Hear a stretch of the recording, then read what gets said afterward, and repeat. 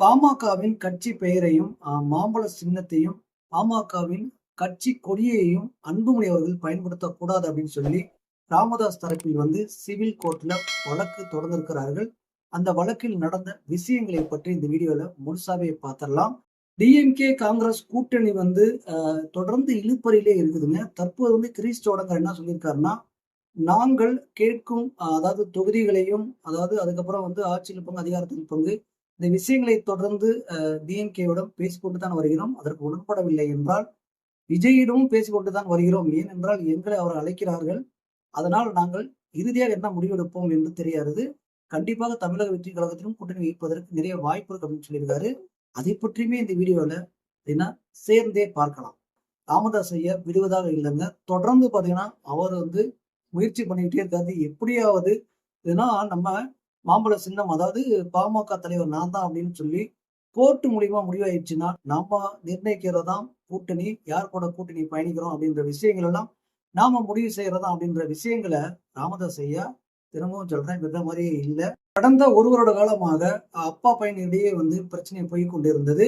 சென்னை உயர்நீதிமன்றத்திலும் பாத்தீங்கன்னா உச்ச நீதிமன்றத்திலும் இந்த வழக்கு போகும்பொழுது கட்சிக்குள்ள, அதாவது உள்கட்சிக்குள்ள பிரச்சனை இருந்தால், அதாவது அப்பா பையனுக்குள்ள பிரச்சனை இருந்தால் நீங்க சிவில் கோர்ட்டு தான் போய் இந்த பிரச்சனையை முடிவு தெரிஞ்சுக்க வேண்டும். முடிவு அங்கதான் இதுக்கு உங்களுக்கு தீர்வு அப்படின்னு சொல்லி இரண்டு இடத்துலையும், அதாவது உயர்நீதிமன்றத்திலும் உச்ச நீதிமன்றத்திலும் தேர்தல் ஆணையம் வரைக்குமே இந்த பிரச்சனை போய், ஏன்னா அன்புமணி தான் தலைவர், ஆனால் உங்களுக்கு பிரச்சனை இருந்தா நீங்க சிவில் கோர்ட்டுக்கு போங்கன்னு சொன்னதுக்கு அப்புறம் இப்போ ராமதாஸ் ஐயா சிவில் கோர்ட்ல வழக்கு தொடர்ந்திருக்காரு. இது என்ன நியாயம் அப்படின்றதான் தற்போது கேட்க தோன்றுகிறது. இதேதான் அன்புமணி தரப்புல வழக்கறிஞர் பாலு அவர்கள் சொல்றாரு. 6 மாதத்திற்கு முன்பே சிவில் கோர்ட்டு போங்க அப்படின்னு சொல்லி சென்னை உயர்நீதிமன்றம் உச்ச நீதிமன்றம் சொல்லிடுச்சு. அதுக்கு அப்பெல்லாம் போகாம எலெக்ஷன் வரும்பொழுது போறது என்ன விஷயம், இது என்ன காரணம், ஏன் இப்பெல்லாம் பண்றாங்க அப்படின்ற விஷயங்களையும் பாலு அவர்கள் தெரிவித்திருக்கிறார். சரி, கோர்ட்ல நடந்த விஷயங்களுக்கு வருவோம். இப்போ பாத்தீங்கன்னா, அதாவது ராமதாஸ் ஐயா தரப்புல அன்புமணி அவர்கள் மாம்பழ சின்னத்தையும் கட்சி கொடியையும் பாத்தீங்கன்னா கட்சி பேரையும் பயன்படுத்தக்கூடாது. அவருக்கு ஆகஸ்ட் பாத்தீங்கன்னா 2025 ஆகஸ்டோட அவர் தலைவர் பதவி முடிஞ்சு போச்சு. இதற்கு இப்போது தற்போது பாத்தீங்கன்னா ராமதாஸ் ஐயா தான் பாமக தலைவர் அப்படின்ற விஷயங்களை முன்னிறுத்தி தான் வழக்க தொடர்ந்தாங்க. இதை விசாரிச்ச நீதிபதி அவர்கள் எதிர்த்தரப்புல இதற்கு பதில் கேட்கும் பொழுது எங்களுக்கு 2 வாரங்கள் அவகாசம் கேட்டிருக்காங்க. அப்போ அன்புமணி தரப்புல 2 வாரம் அவகாசம் கேட்டதுல நீதிபதி இந்த 2 வாரங்களும் அவகாசம் தர முடியாது. நீங்க இதற்கு பதில் மனு உடனே தர வேண்டும். நீங்க உங்க தரப்புல என்னன்னா சொல்லிட்டு போங்க. நான் உங்களுக்கு ஒரு தேதியை அறிவிக்கிறேன். அந்த டைம் நீங்க பதில் மனு கொடுத்தே ஆக வேண்டும் அப்படின்னு சொல்லி மார்ச் 9ஆம் தேதி பாத்தீங்கன்னா பதில் மனு கொடுக்க சொல்லி பாத்தீங்கன்னா தேதியை ஒத்தி வச்சுட்டாங்க. இப்போ மார்ச் 9ஆம் தேதி இப்ப அன்புமணி தரப்பிலிருந்து பதில் மனு கொடுக்க வேண்டும். இதுல பாலு அவர்கள் தரப்பில், அதாவது அன்புமணி தரப்புல வழக்கறிஞர் பாலு அவர்கள் என்ன கூறியிருக்காருன்னா, தேர்தல் ஆணையமும் முடிவு செய்து விட்டது. உயர்நீதிமன்றம் உச்ச நீதிமன்றம் நாங்க போனதுக்கு அப்புறம் 6 மாதம் கழித்து இவர்கள் எலெக்ஷன் வரும் பொழுது பாத்தீங்கன்னா சிவில் கோர்ட்டுக்கு போயிருக்காங்க அப்படின்னா இந்த அன்புமணிக்கு பாத்தீங்கன்னா குந்தகம் விளைவிக்க வேண்டும், அவர் மீது அவதூறு பரப்ப வேண்டும் அப்படின்ற விஷயங்களுக்காக தான் பண்ண மாதிரி தெரியுதே தவிர, இதுல ஒரே ஒரு விஷயத்த திரும்ப திரும்ப அன்புமணி தரப்பு வழக்கறிஞர் பாலு அவர்கள் கூறிக்கிட்டே வர்றார். தேர்தல் ஆணையம் முடிவு செய்து விட்டது. அவர்கள் முடிவு செய்து அன்புமணி தான் தலைவர், அன்புமணிக்கு தான் மாம்பழ சின்னம் ஒதுக்கப்பட்டது, சின்னங்கள் முதற்கொண்டு கட்சி பெயரையும் அவர் பயன்படுத்தலாம்னு சொல்லி பாத்தீங்கன்னா அவங்களே சொல்லியிருக்கும் பொழுது, இந்த உட்கட்சி பிரச்சனை இருக்கும் பொழுது இவங்க, அதாவது பாலு தரப்புல கண்டிப்பா நாங்க எங்களோட ஆதாரங்களை நாங்க பாத்தீங்கன்னா 9ஆம் தேதி ஒப்படைத்து விடுவோம் அதான் நீதிமன்றத்துல.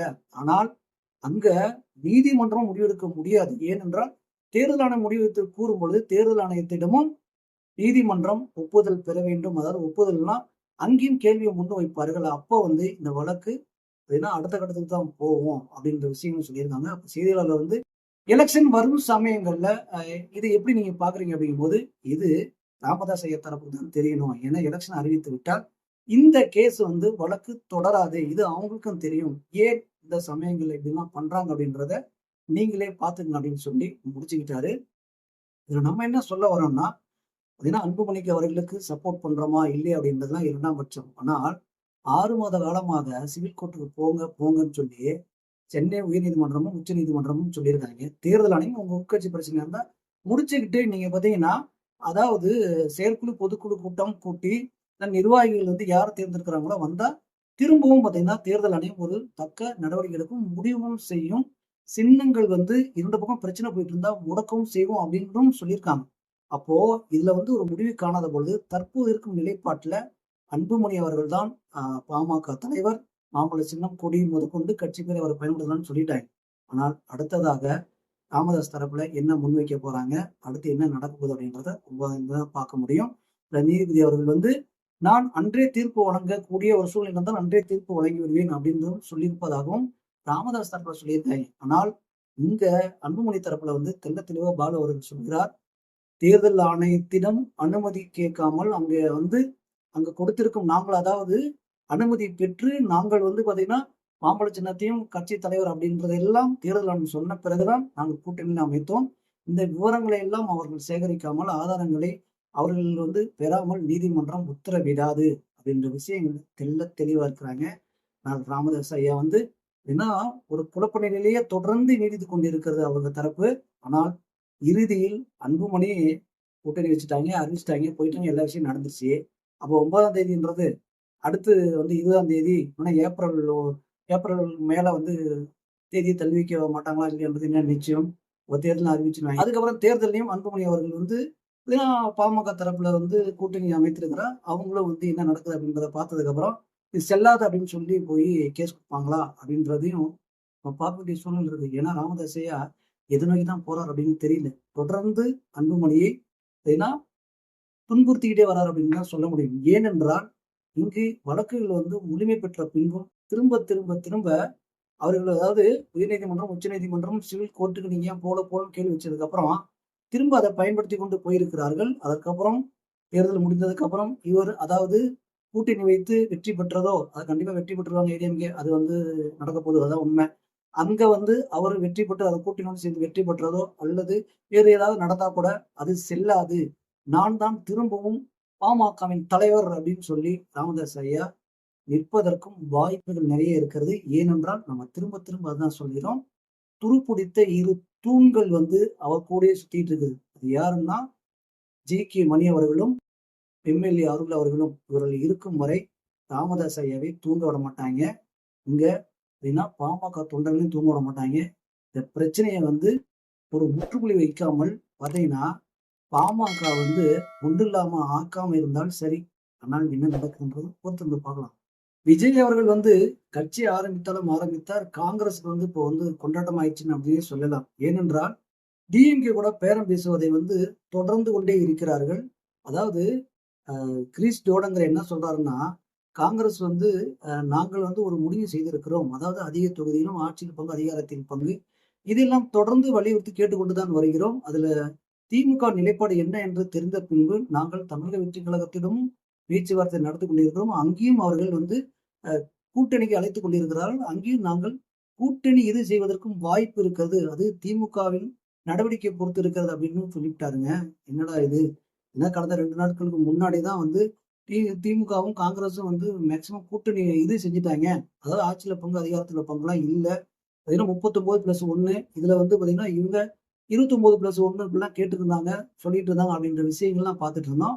அதுல இறுதியா ஒரு 30, 32 தொகுதியில முடிப்பாங்க அப்படின்னு பார்த்தா, காங்கிரஸ் தொடர்ந்து அழுத்தம் கொடுத்துக்கிட்டே வருது டிஎம்கே கிட்ட. அப்படி இருக்கும் சூழ்நிலையில தற்போது கிரீஷ் ஜோர்டான்கரின் பார்த்தீங்கன்னா, இந்த பேட்டியிலையும் அவர் கொடுத்த அந்த, அதாவது அவர் பேசிய விஷயங்களை வைத்து பார்க்கும் பொழுது, இறுதியாக நாங்க தமிழக வெற்றி கழகத்துக்கும் போவதற்கு நிறைய வாய்ப்புகள் இருக்கு. அதுக்கு முக்கிய காரணம் என்றால், தமிழகத்துல விஜய் அவர்களுக்கு வந்து 40க்கும் கீழ உள்ள இளைஞர்கள் எல்லாம், அதாவது ஃபேமிலியோட சேர்ந்தவர்கள் எல்லாம் வந்து ஆதரவு தெரிவிப்பதனால, எங்களுக்கும் தமிழ்நாட்டுல 12லிருந்து 20% வாக்குகள் இருப்பதனால, நாங்கள் ஏன்னா எங்களுக்கு உரிமை இருக்குங்க. டிஎம்கே கூட நாங்கள் ஆட்சியில பங்கு, அதிகாரத்துல பங்கு கேட்பதற்கு எங்களுக்கு உரிமை இருக்கு. அதான் கேட்கிறோம். அத வந்து இது வேணாம் அப்படின்னு சொல்லிட்டுலாம் விட்டுட்டுலாம் போக முடியாது. அப்படி இருக்கும்போது, இத வந்து தமிழக வெற்றி கழகம் தராங்கன்னு சொல்லும்போது, இங்க பேச்சுவார்த்தையில் சில முரண்பாடுகள் ஏற்பட்டால், கண்டிப்பா நாங்க தமிழக வெற்றி கழகத்துடன் கூட்டணி வைப்போம். அவர்களும் நம்ம ஆரம்பத்துல சொன்ன மாரி என்ன பண்ணுங்கன்னா, தமிழக வெற்றி கழகம் ஆல்ரெடி வந்து குரல் கொடுத்துட்டாங்க. நீங்க வந்து கூட்டணி எங்கூட அமைச்சுங்க. கண்டிப்பா ஒரு சிறப்பான ஆட்சி அமைப்போம்னு சொல்லியிருக்காங்க. அதையும் கிரீஷ் ஜோர்டான்கர் வலியுறுத்தி சொல்லியிருக்கிறாரு. அதுக்கப்புறம் திருப்பி நம்மலாம் வந்து ஒரு முட்டாள் மாரி ஒரு பதிலையும் சொல்லிவிட்டாருன்னு வச்சுக்கங்களேன். மேலிடம் தான் முடிவெடுக்கும். நாங்கள் தொடர்ந்து டிஎம்கே கூட பேச்சுவார்த்தை நடத்தி கொண்டு தான் இருக்கிறோம். அது இறுதியாக திமுக என்ன முடிவு செய்கிறதோ அதையும் நாங்க பொறுத்திருந்து தான் பார்ப்போம் அப்படின்னு சொல்லிட்டு போயிட்டாரு.